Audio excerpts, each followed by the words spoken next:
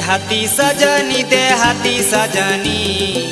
तोर नामे लिखा बायापन जवानी धनी तोर नामे लिखा बायापन जिनगानी देहाती